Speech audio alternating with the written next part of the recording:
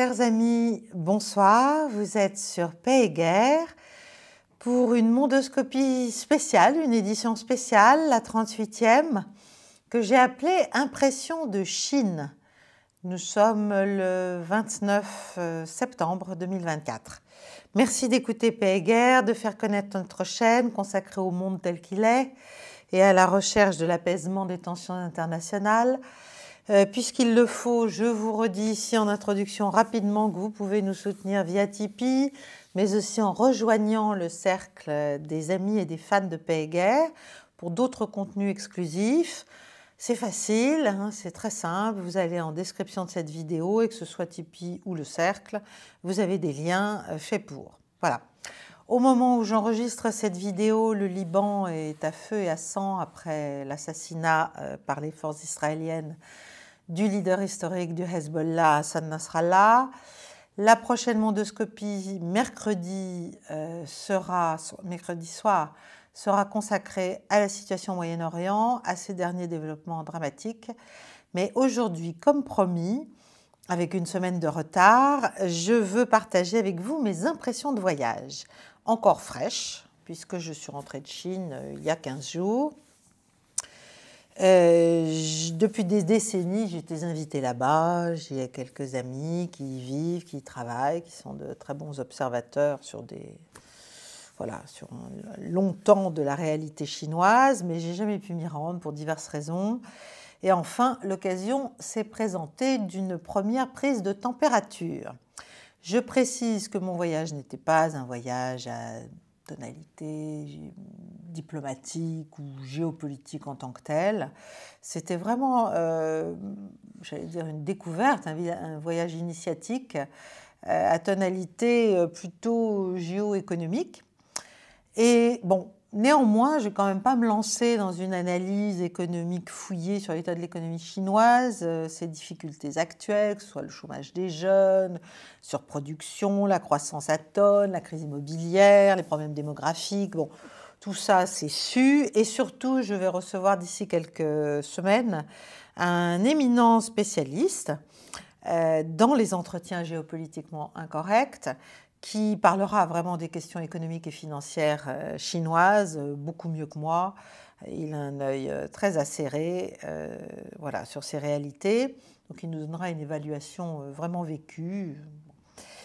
Donc, je ne veux pas non plus vous dire des banalités qui sont généralement le miroir de nos peurs, de nos jalousies ou de nos projections mentales du genre « Ah, la Chine est une dictature, elle oppresse ses minorités, les Ouïghours, etc.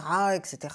L'économie s'effondre, les Chinois travaillent tout le temps, veulent fuir leur pays, c'est affreux, c'est épouvantable. » Bon, tout ça n'a aucun intérêt de mon point de vue. Je me rappelle d'ailleurs que ça peut aller très loin, enfin c'est pas de ce niveau-là bien sûr, mais je me rappelle de la déclaration pleine d'aplomb et de certitude, et pourtant complètement à côté de la plaque, de l'un de nos grands ambassadeurs de France en Chine. Enfin, il ne l'était plus à l'époque, mais enfin, il l'avait été, il connaissait très bien. Et il y a moins de 10 ans, je me souviens que j'étais dans une réunion où il y avait un banquier qui lui expliquait les à-coups de la mise en place des routes de la soie, de la Belt and Road Initiative. Mais il disait aussi l'ambition dévorante, malgré tout, de ce projet. Et notre grand diplomate avait balayé d'un revers de main le début d'exécution des routes de la soie, mise en œuvre, prophétisant de toute façon que la Chine, que tout ça c'était du flan, c'était un paravent chinois. La Chine se noirait dans son propre surdéveloppement, qu'elle racontait des mensonges dans les grandes largeurs, et que les routes de la soie n'étaient qu'un mirage, que l'Occident demeurerait à jamais le prescripteur de la croissance mondiale. Voilà. Bon, donc nous n'avons pas que de grands diplomates et leur parcours de carrière n'est pas forcément indicatif de leur niveau de clairvoyance. Voilà, c'est un peu méchant, mais enfin quand même, voilà, c'est comme on en a eu aussi un autre dans une autre partie du monde qui avait dit peu avant l'éclatement de la Yougoslavie que si la Yougoslavie devait éclater, ce serait de rire. Voilà, on se souvient quand même de ce qui s'est passé dans les années 90. Bref, je reviens, je commence. Mes introductions sont toujours un peu longues. Je veux vous donner en fait mon ressenti simplement au terme de ce séjour où j'ai quand même rencontré un certain nombre d'acteurs économico-financiers, petits et grands. Je suis allée dans plusieurs endroits, à Pékin, à Shanghai, à Shenzhen, dans l'une des provinces les plus, province industrielle importante aussi. Bon, mon impression dominante, en fait, en quelques mots, c'est que la Chine est une hyperpuissance, mais une hyperpuissance inquiète. Et avant de développer pourquoi je pense cela, je veux revenir sur le fait que les Chinois sont férus, vous le savez, de métaphores, d'images éclairantes sur leur approche de la vie, de l'existence, la vie à la fois individuelle et collective. Et ces images, en fait, sont très signifiantes parce qu'elles traduisent poétiquement les ambitions, les défis, la sagesse, l'attitude qu'il faut avoir, les difficultés. Tout y est exprimé, en fait, métaphoriquement et dynamiquement. Jusque dans le langage, bien sûr, du président chinois actuel lui-même, comme de ses prédécesseurs.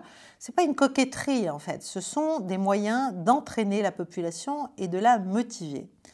Une population qui est quand même avide de développement, de prospérité individuelle, bien sûr, mais qui a aussi quand même clairement conscience, et ça, en tout cas, ce que j'ai vu, ce que j'ai compris, ce que j'ai senti, c'est qu'elle a conscience qu'elle appartient à un grand tout, qui est plus grand que les simples individus. Et ça, c'est une immense différence avec notre partie du monde, qu'il ne faut pas sous-estimer, parce que c'est très puissant. Et c'est très frappant. Donc, évidemment, toutes ces métaphores, pour nous, ça paraît enfantin, instrumental, c'est des fadaises, ça trompe la population, etc. Enfin, encore une fois, quand on pense ça, on est juste ethnocentriste. Je crois, moi, qu'il faut prendre les choses très au sérieux. Et que faut-il prendre au sérieux? Eh bien, en fait, c'est la permanence des trois grandes métaphores, j'allais dire, qui forment le socle de la révolution chinoise à partir de 1978 avec Deng Xiaoping, qui sont donc historiques et qui, en fait, n'ont pas pris une ride. La première, c'est la métaphore des chats, vous la connaissez pour la plupart d'entre vous. Peu importe que le chat soit noir ou gris, pourvu qu'il attrape les souris. Bon, c'est mignon, mais en fait, ça veut dire quelque chose de très très important. Ça signalait la fin de l'idéologie, finalement, de l'époque Mao, et surtout le verrou qui se levait et qui débloquait l'initiative collective et aussi individuelle. Donc voilà, il faut, c'est le pragmatisme, si vous voulez, très net de l'économie et de la société chinoise depuis 40 ans, et on voit où ça l'a mené. La deuxième métaphore, c'est celle des cailloux sous l'eau. Elle est très jolie.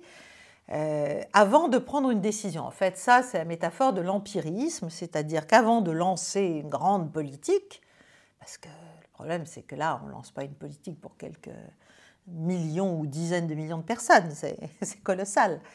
Eh bien, on tâte les cailloux sous l'eau. C'est-à-dire, en fait, on fait des expérimentations, on expérimente à petit niveau pour voir si ça marche et si on peut l'étendre à une politique générale. Et ça, c'est évidemment, c'est logique, parce qu'il s'agit de gérer la multitude et de gérer un paquebot, si vous voulez, immense. Le paquebot Chine, qui a une force d'inertie lourde. Et voilà, quand on donne un coup de frein ou un coup d'accélérateur à la barre, il faut que ça se transmette partout, ça prend du temps, etc. Donc il ne faut pas se tromper, il ne faut pas se planter. Voilà. Et la métaphore des cailloux sous l'eau, elle est intéressante, je vous en reparlerai aujourd'hui parce qu'elle connaît quelques déboires, enfin quelques plus tout à fait en place, peut-être, mais enfin quand même. Bon. La troisième métaphore, c'est celle des gros et des petits. L'État doit contrôler et appuyer, donc je ne sais plus comment c'est dit, mais on s'occupe des gros et on laisse faire les petits, quoi. Donc il s'agit pour l'État, on ne peut pas tout contrôler, donc on contrôle, on appuie, on encadre, on entoure, on facilite les grands secteurs d'investissement très lourd et très structurant pour la société chinoise tout entière, pour l'économie chinoise tout entière, et on laisse en revanche l'initiative privée se déployer au niveau du petit capitalisme individuel qui est en Chine sauvage, hein, beaucoup plus sauvage à mon avis que chez nous. Donc l'État laisse l'initiative en bas et contrôle le haut. Donc pragmatisme, empirisme, matérialisme, mais direction générale tout de même, impulsion donnée par le Parti communiste chinois, idée d'un développement harmonieux. Bon, évidemment, il y a des à-coups, il y a des...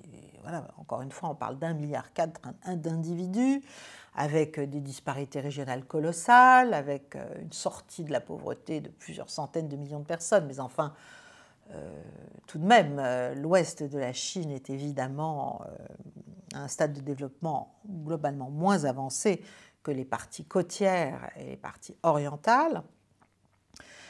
Bref, impression générale quand même d'un pays qui est toujours dirigé, qui est ordonné, qui est très propre, étonnamment propre, hyper moderne, mais qui en même temps est extrêmement traditionnel.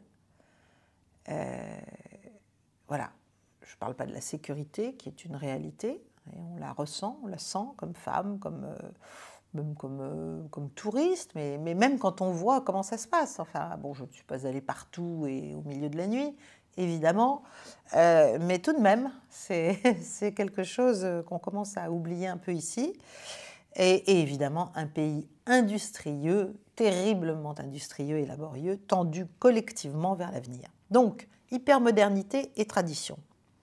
Alors, parlons un peu de la sécurité. Bon, bah, c'est clair, c'est un pays très contrôlé. L'observation, que ce soit numérique ou par tout un tas de gens qui regardent. Enfin bon, il n'y a pas qu'en Chine. Hein. Il n'y a pas qu'en Chine. Vous allez dans tout un tas de pays, ça se passe comme ça. Et il n'y a pas qu'en Russie non plus. Au Moyen-Orient, c'est tout à fait le cas. Et même simplement dans les pays du Maghreb, c'est le cas.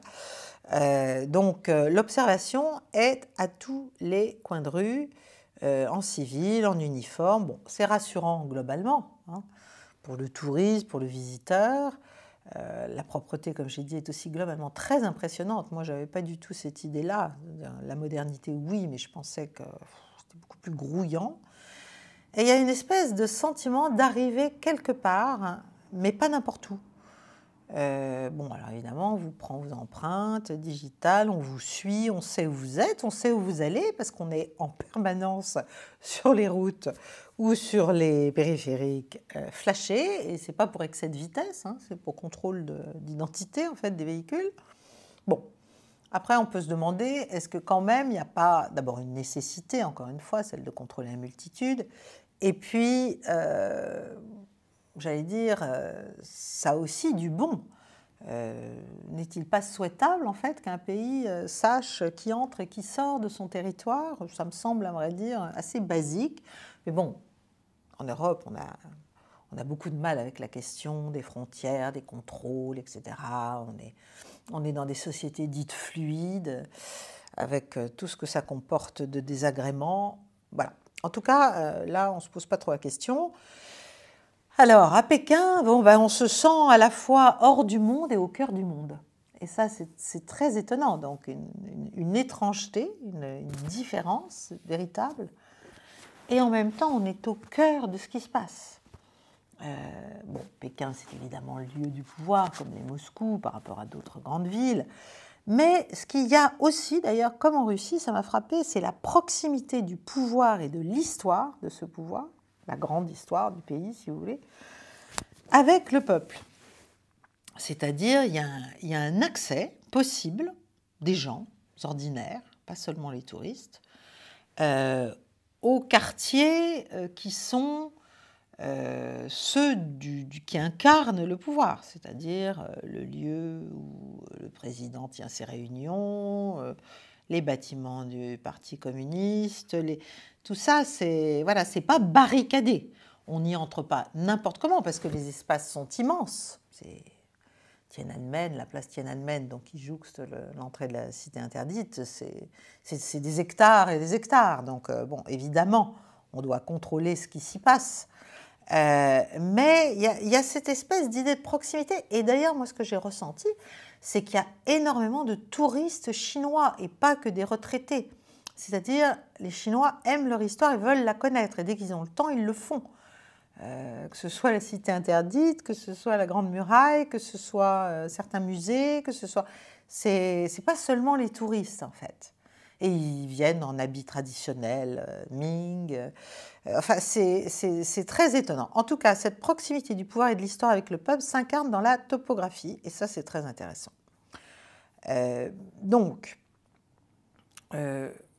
Voilà, donc il y a une espèce d'impression à Pékin, je parle de Pékin, d'une tranquillité immense, mais qui est presque inquiétante. C'est étonnant, il y a comme une inquiétude sourde, mais qui ne tient pas forcément au contrôle de l'État perçu, ou oui, à cette impression de flicage, si vous voulez. Ce qui est étonnant, c'est que Pékin, c'est 20 millions d'habitants, mais que la multitude ne se ressent pas. Il n'y a pas cette idée qu'on peut avoir, même à certains endroits, dans des capitales infiniment moins peuplées. Alors pourquoi ? Évidemment, parce que déjà le bruit est assourdi par la diffusion, enfin l'omniprésence des véhicules électriques, qui sont quand même silencieux, et qui ne sont pas seulement silencieux, qui sont gros, globalement gros, et luxueux. Et ça, je reviendrai après dessus, c'est quelque chose de très intéressant. Et puis en même temps, à Pékin, évidemment, vous avez le charme aussi des vieux quartiers, des vieilles pagodes, des panneaux de bois, des scènes animalières. Enfin, la poésie est partout, l'histoire impériale est partout. Et puis, bien sûr, la variété des cuisines, mais ça a été le cas tout au long du voyage.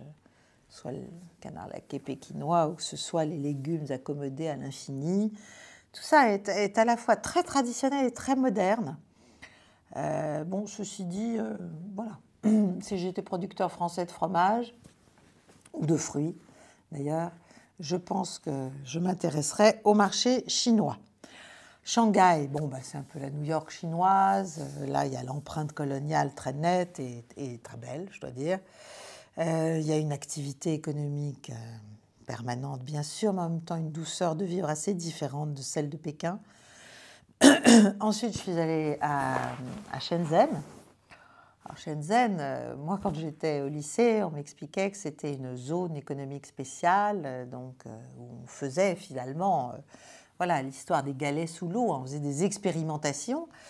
Là, c'est devenu une capitale industrielle absolument impressionnante. C'était un village de pêcheurs il y a 40 ans. On ne voit plus très bien où ni comment. C'est le siège de Huawei notamment, mais de beaucoup d'autres. Le succès est manifeste, si vous voulez. Et puis je suis allée dans une autre province, où là on a un capitalisme provincial, mais très solide, avec des entreprises familiales, où en fait les employés passent une grande partie, sinon toute leur vie, au sein de l'entreprise, et ils trouvent un sens. C'est clairement un capitalisme très paternaliste. Et alors partout, le slogan, c'est la nouvelle productivité. Pour relancer le développement, pour relancer la croissance chinoise. Donc c'est le slogan national. Mais en fait, cette expression, ça synthétise cette quête perpétuelle qui est là depuis des décennies, avec des entreprises industrielles, des ressources humaines à haute valeur ajoutée, beaucoup de mécanisation, mais aussi quand même encore pas mal de personnel, mais de plus en plus haut, c'est-à-dire des machines et des ingénieurs, très jeunes, des femmes partout et de haut niveau, pas seulement de sublimes hôtesses qui vous reçoivent, mais des redoutables femmes d'affaires aussi ou de réflexion. Bref, plus d'une dizaine de millions de diplômés de l'enseignement supérieur par an, dont plus de la moitié dans le domaine de la science, de la technologie, de l'engineering et des mathématiques.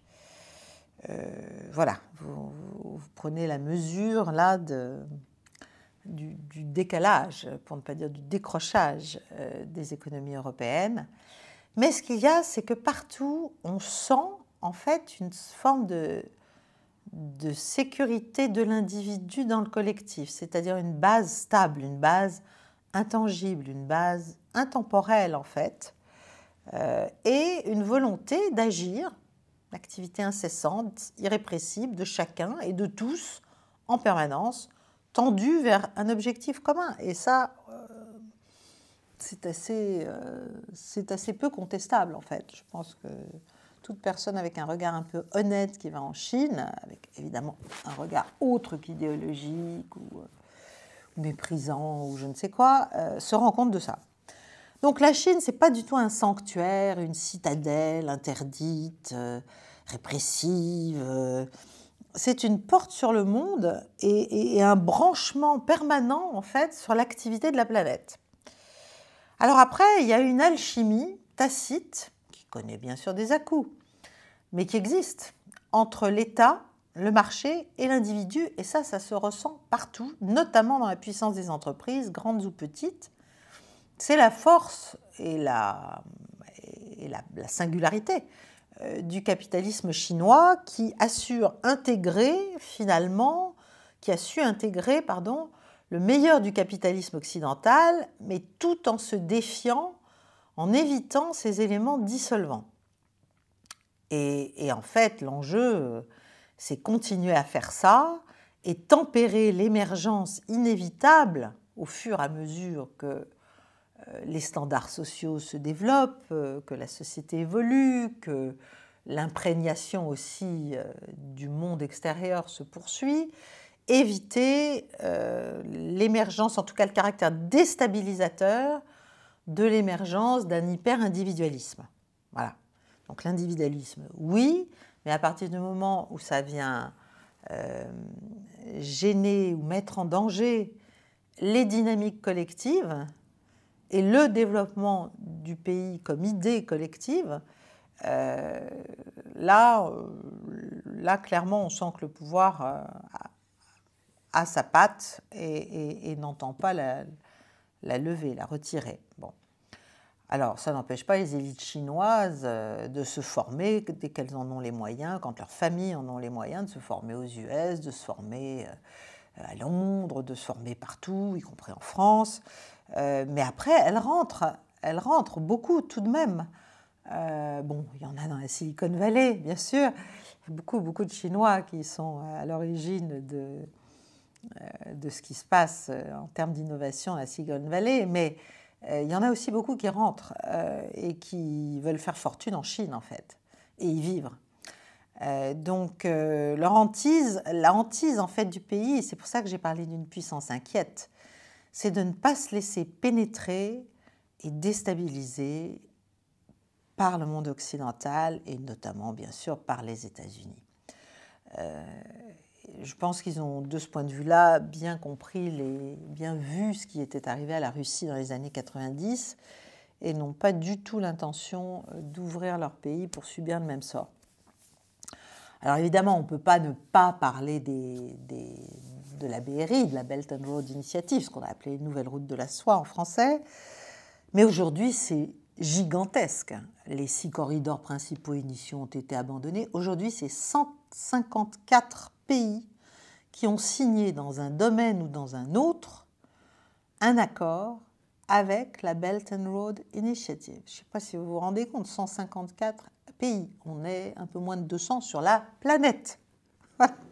Donc, alors, on me l'a présenté, ce qui est très intéressant, c'est qu'on me l'a présenté au sein d'un think tank très intéressant, renommé, non pas comme une offensive vers l'Europe ou une quelconque volonté impérialiste chinoise, néo-impérialiste chinoise, mais comme une réaction nécessaire, c'est-à-dire le fruit d'une réflexion après la crise financière en Europe et aux États-Unis, mais enfin à l'échelle du monde, de 2008. Et là, m'a-t-on dit, il a fallu quand même se dire, oulala, là là, tous les marchés vers lesquels est orientée notre production se cassent la figure, tout ça est très fragile, et il faut donc s'assurer un avenir d'autres potentiels de croissance. Et c'est comme ça que serait née la Belt and Road Initiative. Bon, pour échapper à la fragilité occidentale, en fait. Alors aujourd'hui, évidemment, on a dépassé tout ça, hein, parce que ça, c'est le début des années 2010, tout début, je crois que c'est 2011 ou 2012 quand c'est annoncé. Puisqu'aujourd'hui, en fait, la Belt and Road Initiative, avec les BRICS, avec l'Organisation de coopération de Shanghai, avec la Banque des BRICS désormais, tout ça, c'est en train de devenir la structure d'accueil d'un nouveau globalisme, mais quand même à la chinoise. Voilà. Et on me l'a bien confirmé, les BRICS, c'est un processus d'intégration politique d'un nouvel ordre international, emmené par Pékin et Moscou, avec un volet financier et monétaire grandissant, j'y reviendrai. Bon, bref, l'intégration eurasiatique, ça ne se discute pas, c'est pas contestable, et c'est ce qui va dominer. Voilà, sur les décombres d'une ONU à laquelle plus personne ne croit et dont on voit malheureusement qu'elle est incapable d'enrayer des choses horribles qui se passent sur la planète, ou des conflits inutiles, enfin bref. Donc là, il y a une nouvelle structure alternative, et moi je le sens depuis aussi quelques années, donc voilà, ça existe. Alors bien sûr, il y a des dizaines de volets différents, bien sûr. L'Organisation de coopération de Shanghai, qui était au départ, enfin qui est toujours d'ailleurs, créée pour des menaces communes, le terrorisme, le séparatisme, le fondamentalisme, mais on voit bien que derrière tout ça, il y a quand même l'idée de se défendre des tentatives de déstabilisation par tous ces biais. Hein. Donc l'OCS, ça sert à vider les querelles qu'on peut avoir entre Russes et Chinois, notamment. Mais ce qui est amusant, c'est que quand on discute avec ces géopoliticiens chinois, on se rend compte que eux, le mot de géopolitique pourrait connoter quand même très négativement. Ça reste l'idée des alliances, des alliances contraignantes, des alliances voilà, qui en fait structurent des ennemis communs. Enfin, ça ne correspond pas à leur vision, c'est trop européen. Et puis, évidemment, ça emporte de mauvais souvenirs, les traités inégaux, la guerre de l'opium, enfin bref. Voilà, donc ils n'aiment pas parler en fait de géopolitique. Ils étudient comment évoluent les divers pôles de puissance. Alors évidemment, on ne peut pas ne pas parler de l'Inde quand on parle avec des géopoliticiens chinois. Là, moi, j'ai senti quand même une grande méfiance, parce que l'Inde est vue comme une puissance non pas inclusive, mais exclusive et concurrente, qui veut être, elle aussi, si j'ose dire, le leader du Sud global, hein, et donc supplanter la Chine. Et donc la Chine soutient le Pakistan. Voilà. Vis-à-vis de la Russie, là aussi, j'ai senti qu'il y avait quand même un contentieux territorial, bon, qu'on connaît sur la Sibérie orientale. Bon, quand même, la Russie a récupéré plus d'1 million de kilomètres carrés sur la Chine, et ça ne passe pas. La Russie, certes, a beaucoup d'espace, mais reste très méfiante vis-à-vis à la fois de l'Occident et de l'emprise chinoise. Néanmoins, la convergence d'intérêts entre Pékin et Moscou, à laquelle nous avons beaucoup participé par notre bêtise, est nette et n'est pas prête non plus de s'affadir. L'Europe, elle est vue comme une espèce de ventre mou, très docile. Il n'y a aucune souveraineté européenne, il n'y a rien. Donc en fait, évidemment, la Chine est intéressée par un découplage Europe-États-Unis, parce que ça lui permettrait de pouvoir jouer plus largement avec l'Union européenne au plan commercial, à tous les plans d'ailleurs. Mais ça ne veut pas dire qu'en se collant comme des pauvres petits animaux fragiles et peureux aux États-Unis, on va échapper, n'est-ce pas, un, aux convoitises chinoises, et deux, surtout échapper aux opportunités d'une coopération à l'échelle eurasiatique, pas seulement avec la Chine. Donc voilà. Si vous voulez, moi j'ai senti vraiment ce pays comme un un pays très ouvert à la globalisation. Et la globalisation, pour eux, désormais, c'est l'alliance entre l'industrie et la digitalisation, en fait, de l'économie. C'est la nouvelle compétitivité, la nouvelle productivité, ce qu'ils appellent la nouvelle productivité. Mais en même temps, une puissance inquiète et prudente qui oscille entre confiance et méfiance vis-à-vis de l'étranger. Pourquoi ? Parce qu'elle a peur de faire des fautes. Parce que toujours, ce gigantisme, cet énorme paquebot, fait qu'on ne peut pas le manier comme une coquille de noix. Hein. Ce n'est pas un 5,5, c'est énorme. Et donc, ils ont vu ce qui s'est passé avec les révolutions de couleur, ils ont vu ce qui s'est passé à Hong Kong en 2019. Ils doivent faire très attention, et donc le contrôle social est en fait une nécessité politique, mais aussi économique.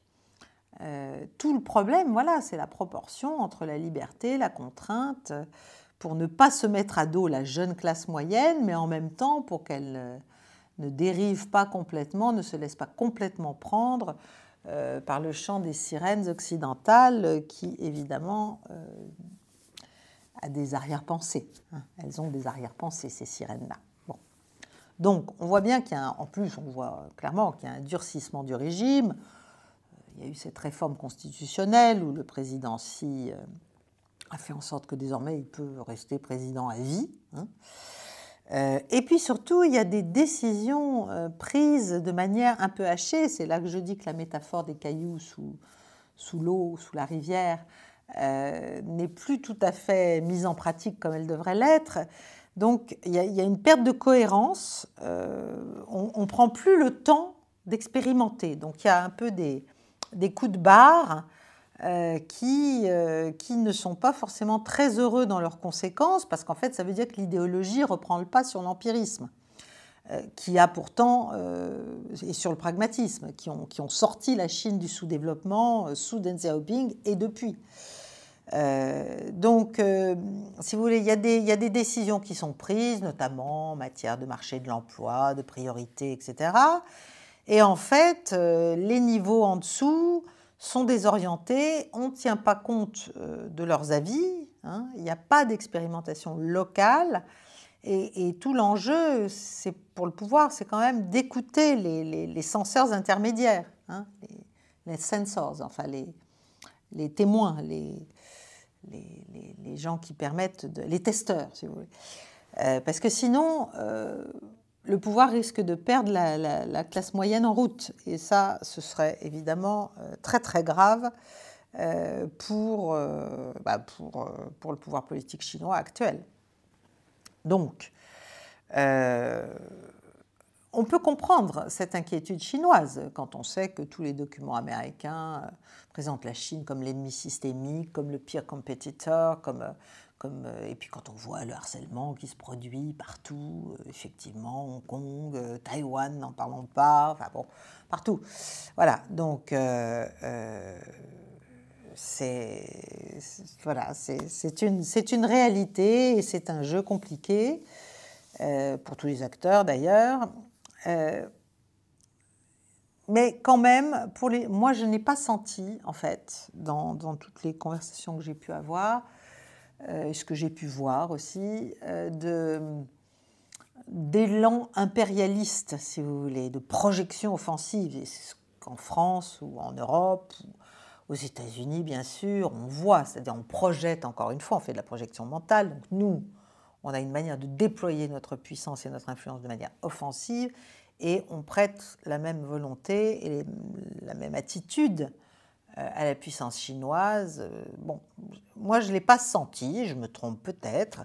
Je pense que c'est essentiellement une puissance qui veut faire des affaires avec la terre entière, quoi, et qui a compris que notre façon, du côté de l'Occident, de gérer les rapports de force mondiaux depuis des décennies, mais notamment depuis la fin de la guerre froide, avait provoqué un discrédit qui est pour elle une aubaine, tout simplement.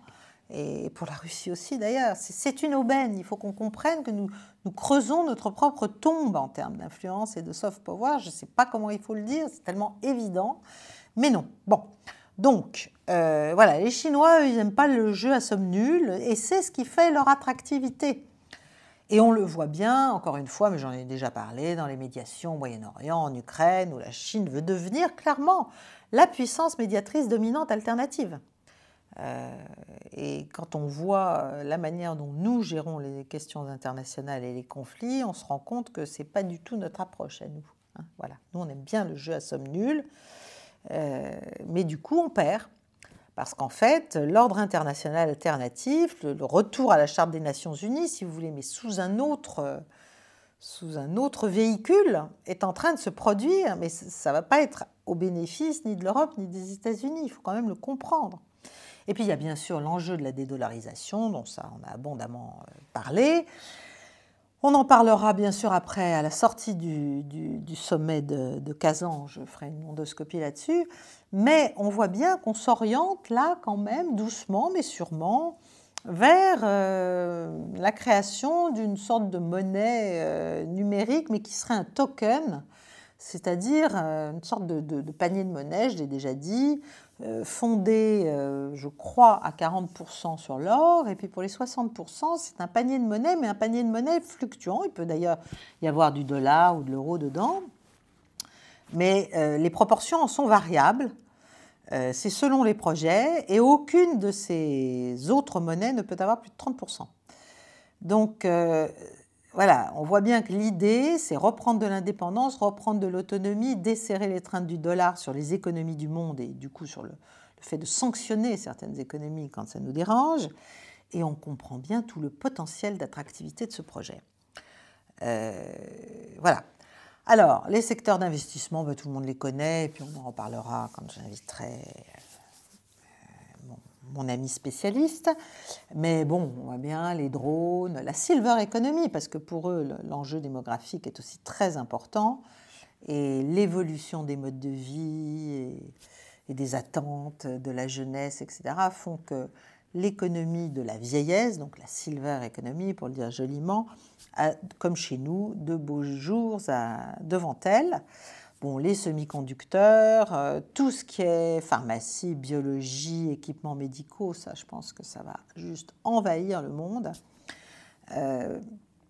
Et puis, la Chine se targue, et ce qu'on en voit le laisse penser, de devenir une sorte de gigantesque incubateur pour l'innovation, pour faire grandir les entreprises technologiques. On voit bien que là, ils essaient d'attirer les talents, les cerveaux, par un environnement à la fois normatif, mais aussi de travail, tout qui soit agréable pour les élites intellectuelles et innovatrices européennes et américaines, qui n'ont pas forcément toujours, en tout cas aux États-Unis peut-être, mais en Europe, ce n'est pas tellement le cas, les moyens de pouvoir travailler et espérer aussi d'ailleurs jouir des fruits de leur travail. Donc il y a une course à l'autonomie de la Chine par rapport au monde occidental, c'est très perceptible. Très prégnant donc ce capitalisme particulier où l'État est prescripteur, accompagnateur, protecteur, mais où l'entreprise ne fait pas la leçon aux politiques. Ça, c'est comme en Russie, c'est si vous commencez à faire de la politique ou si vous commencez à expliquer que ce que vous faites, ça a été le problème du patron d'Alibaba, ça doit s'appliquer aussi au niveau politique. Là, vous êtes très très mal parti parce que l'idée quand même de l'entreprise chinoise, c'est qu'à la fin, elle travaille au déploiement de la puissance et de l'influence chinoise au sens large. Et là, ce qui est très intéressant, c'est que les Chinois ont compris et le disent, que la financiarisation excessive du système capitaliste occidental, et la cupidité en fait, à la fin bridait l'innovation. Pourquoi ? Parce que les investisseurs, évidemment, ils recherchent essentiellement des dividendes sur leurs investissements. Et donc, ils font progressivement, la part de R&D, de recherche et développement diminue, et au bout, c'est la baisse de la qualité. Hein. Donc, le système chinois, c'est assez différent. Bien sûr, il y a cette recherche du profit, etc. Mais il y a quand même cette recherche du développement au long cours. C'est-à-dire, ça fait longtemps qu'ils ne sont plus l'atelier ou l'usine du monde. Ils sont le laboratoire maintenant, clairement. Hein. Et d'ailleurs, ils font faire ailleurs en Asie pour moins cher plein de choses eux-mêmes. Mais ils veulent le rester. Ils veulent le rester. Et donc, ils n'hésitent pas à favoriser vraiment la course à l'innovation. Et donc, une course assez sauvage au niveau interne entre leurs entreprises. Il y a une concurrence sauvage. Ça se voit sur le marché automobile, mais ça se voit sur plein d'autres choses. Ça se voit sur les batteries, ça se voit... Donc, c'est vraiment la destruction créatrice.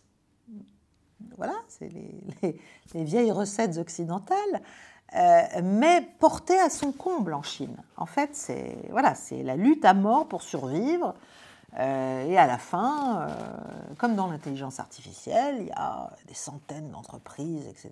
Bon, à la fin, il y en aura peut-être 5 ou 6, puis à la fin, il y en aura peut-être 2 ou 3. Mais c'est comme ça, c'est pas grave, ça tourne, ça bouge. Voilà, c'est les survivants qui, à la fin, grossiront et domineront à la fois les marchés intérieurs et le marché intérieur. Les marchés extérieurs et le marché intérieur. Donc, il y a beaucoup de liberté, c'est paradoxal, mais laissée à l'initiative entrepreneuriale, ce qui est contre-intuitif quand on va en Chine. Bon, on a tellement cette lecture idéologique des choses que bon... voilà. Et là, voilà, j'ai eu l'occasion de voir des incubateurs d'entreprises, des ventures capitalistes. Mais ce qui est très intéressant, ce qui m'a frappé, moi, c'est l'échelle de la capacité productive et innovative. C'est-à-dire que les incubateurs, c'est des incubateurs, c'est des grosses... c'est comme comme une ruche, quoi, si vous voulez. Il y a des dizaines et des dizaines, et parfois des centaines d'entreprises, et donc des économies d'échelle très intéressantes. C'est des gigantesques pépinières. Je ne parle même pas de Huawei, c'est fascinant d'innovation, de luxe, de sophistication, mais toujours le calme, l'enthousiasme, la détermination à surclasser tous les autres un jour. Et ça, c'est quand même très impressionnant, mais surclassé par le travail, par la créativité, etc. Et il y a aussi cette phrase que j'ai entendue plusieurs fois qui est intéressante, c'est qu'il s'agit de faire des citoyens chinois non seulement des consommateurs, mais des prosommateurs, c'est-à-dire non seulement consomment ce qui est produit ailleurs et en Chine, mais ils doivent créer les réalités correspondant à leurs besoins et devenir des prescripteurs mondiaux, notamment en matière d'innovation technologique. Donc là encore, on est vraiment très très loin de l'atelier du monde, la Chine atelier du monde. Alors après, bon, il y a le marché automobile. Et là, je dois dire que je comprends parfaitement l'inquiétude européenne ou américaine de nos constructeurs et de nos institutions, parce que les voitures sont juste magnifiques, massives, hyper confortables et luxueuses, sophistiquées. Si vous voulez, c'est terrible, mais c'est des Bentley au prix du moyen de gamme en France, quoi. C'est des moyennes de gamme européennes. Donc c'est très intéressant parce qu'en fait, ça traduit quelque chose sur la manière de voir la société. C'est-à-dire, bien sûr, la voiture est un élément de statut social, donc si on réussit, etc., on doit pouvoir s'en offrir une. Mais on voit bien que la vision de l'argent est très différente. Chez nous, une voiture luxueuse, hyper confortable, tout en cuir, puissante, etc., elle doit être très très chère. Et elle traduit aussi une forme de culpabilité, pour le coup assumée, de son propriétaire, un décrochage social vers le haut. Voilà, c'est comme ça, j'ai les moyens, je me l'offre. Donc elle déclenche aussi de l'envie, de la jalousie. En Chine, l'ultra-confort a l'ambition d'être le standard moyen.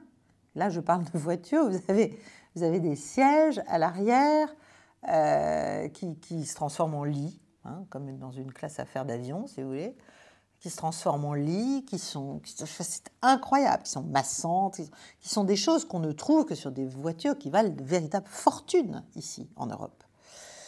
Donc le cadre chinois, qui bosse beaucoup, parce qu'il bosse beaucoup, le cadre chinois, Il faut savoir que le standard en Chine, sauf dans les très grandes entreprises où il y a une manière un peu différente de traiter ses employés, mais enfin le standard en Chine, c'est 9-9-6, hein.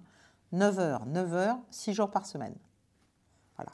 Je ne vais pas vous dire que c'est adapté à ce que nous sommes, mais ça veut dire que, si vous imaginez, par mois, par an, enfin bon, il n'y a pas de miracle en fait. Donc le cadre chinois, après un certain nombre d'années de travail acharné, doit pouvoir s'acheter une belle voiture et on ne va pas le critiquer pour ça, on ne lui reprochera pas, au contraire. Voilà, en tout cas, quand on voit le rythme de travail, on comprend complètement le décrochage des pays européens et notamment du nôtre. Alors évidemment, tous nous parlent de la France avec des étoiles dans les yeux. Le système social, le rythme de vie, toutes ces vacances, toutes ces grèves aussi qui leur paraissent assez incompréhensibles, un peu presque des distractions. Et ils m'interrogent en l'espèce, comment faites-vous? Alors bon, évidemment, j'ai envie de répondre, on est en faillite en fait. Comment on fait? On ne fait pas en fait. On a juste le comportement collectif d'une bande de cigales et depuis des décennies. Et voilà, je suis sûre que je ne vais pas me faire que des amis parmi mes auditeurs en disant cela. Enfin, c'est une lapalissade. Mais pour eux, c'est inconcevable d'accepter la gabegie collective en fait. Voilà, alors, bon, comme d'habitude, je suis longue, donc je vais finir. Il y a une métaphore qui m'a beaucoup plu parmi toutes celles que j'ai entendues, qui est celle des baguettes utilisées à table, qui mettent en scène deux notions fondamentales, celle du mobile et de l'immobile. Et en effet, lorsque vous maniez des baguettes, celle du bas reste stable, et celle du haut, elle attrape, elle pince, elle choisit, elle sélectionne, voilà, ce que vous voulez manger. Et en fait, ça, c'est la dialectique qui produit l'efficacité. C'est la dialectique qui explique parfaitement bien pourquoi la société chinoise marche, en dépit de difficultés. Je ne dis pas qu'il n'y a pas de difficultés, mais tout le monde a des difficultés. Regardons autour de nous. Donc, il y a la profondeur et l'ancienneté de la civilisation chinoise, 5000 ans tout de même. Si vous voulez, pour eux, les États-Unis, ça date d'avant-hier, et nous, un peu plus. Bon. Mais cette profondeur, cette ancienneté structure, donc ça c'est l'immobile, qui demeure, et qui structure un arrière-fond mental collectif stable, qui donne de l'assurance, qui donne la notion du temps, qui donne le long terme, qui donne la hauteur de vue aussi pour des dirigeants, pas dire qu'ils ne font pas d'erreur, et la possibilité de l'innovation, donc ça c'est la partie mobile, du mouvement, de la transformation permanente. Et la Chine est vraiment le parfait exemple, j'ai trouvé, d'un pays qui n'est pas handicapé par son histoire, mais qui reste collectivement porté par elle. Nous, on peut trouver ça scandaleux, horrible, etc. Et bien sûr, ça a été épouvantable. Si on pense à la révolution culturelle, grand bond en avant, enfin, il y a eu des phases terrifiantes, c'est comme le stalinisme en Russie, etc. Mais ils ont une vision intégrative de leur histoire nationale. Il n'y a pas de repentance, là encore. Ils sont fiers, ils sont globalement fiers de tout ce qui a pu constituer l'histoire de la Chine à l'échelle des siècles. Voilà. Et donc, ils acceptent aussi une certaine forme d'élan collectif un peu contraint, enfin un peu encadré, parce que c'est la condition du développement. Et qu'effectivement, c'est pas, même s'il y a une crise démographique, si vous voulez, le problème du pouvoir chinois, ça reste quand même de gérer la multitude, pas la pénurie. 1,4 milliard d'individus, 1 milliard qui vit quasiment à l'Est, quasiment 1 milliard, une surcapacité productive. Donc, il faut arrêter de prendre nos désirs pour des réalités et d'annoncer l'effondrement économique de la Chine. Je ne pense pas que cela arrive. Et donc, la question qui se pose, c'est que veut faire la France avec la Chine? Se souvient-elle encore que c'est Charles de Gaulle qui a su comprendre avant tout le monde, comme d'habitude, et même en convaincre d'ailleurs Nixon à l'époque aux États-Unis, l'importance de ce pays, l'importance de le reconnaître dès 1964, et l'importance pour la France d'avoir une position d'équilibre et de dialogue vis-à-vis de cet immense voisin asiatique. Donc, comment on se comporte, nous, vis-à-vis de la Chine? C'est in and out, on oscille comme d'habitude, il n'y a pas d'élan décisif, donné, ordonné et mis en œuvre surtout. Et on a des partenaires européens qui sont quand même plus habiles. Je pense à l'Allemagne, manifestement, alors qu'on a un atout extraordinaire, qui est notre siège de membre permanent au Conseil de sécurité, qui fait de nous l'arbitre possible de beaucoup de décisions. Beaucoup de décisions. Donc évidemment, pour ça, il faut de l'autorité, il faut de la volonté, il faut de la vision, il faut une compréhension de la diversité du monde, de la nécessité d'entretenir des relations avec tout le monde. Bon, en tout cas, ce qu'on pourrait faire assez vite, sans attendre encore, sans perdre des années, ce serait de lancer une coopération ou une collaboration, sans entrer forcément dans l'ensemble des BRICS, mais avec la Banque d'investissement et d'infrastructure asiatique, avec la Banque des BRICS, car nous avons besoin, nous aussi, de trouver de nouvelles sources de développement économique et commercial. Et nous avons des secteurs où les Chinois seraient sans doute assez heureux de collaborer, et ce serait là pour le coup du win-win, à mon avis. Mais bon, peut-être que je peux être démentie, c'est l'intelligence artificielle. Car là, la Chine a clairement besoin d'un troisième acteur pour faire contrepoids par rapport aux États-Unis. Donc il faut trouver l'endroit où on est utile aussi, où on sert à quelque chose et où on peut demander quelque chose aussi en retour. Bref, comme d'habitude, je termine en vous disant qu'il faut penser nos atouts, notre singularité, sans tabou, nos intérêts, notre valeur ajoutée dans le duel Washington-Pékin qui se structure, affirmer bien sûr nos principes, nos positions sur cette planète, mais cette planète qui est en très mauvais état et en déshérence, et ceux qui prétendent la diriger encore et toujours sont en train de la précipiter dans les abîmes de la violence et de la bêtise. Donc voilà, il y a encore beaucoup de choses à faire. Je vous remercie de votre attention. Je n'ai pas mis ma petite horloge, donc je ne sais même pas combien de temps a pris cette mondoscopie, mais je suis heureuse de vous avoir un peu parlé de ce que j'avais pu comprendre ou ressentir durant ces quelques jours passés en Chine. Merci de votre attention, merci de liker, merci de partager, merci de faire connaître Paix et Guerre et de nous soutenir. Bonne soirée et bien dans quelques jours pour une autre mondoscopie, cette fois-ci consacrée au Moyen-Orient, comme je vous l'ai dit en introduction. Bonne soirée à tous. Au revoir.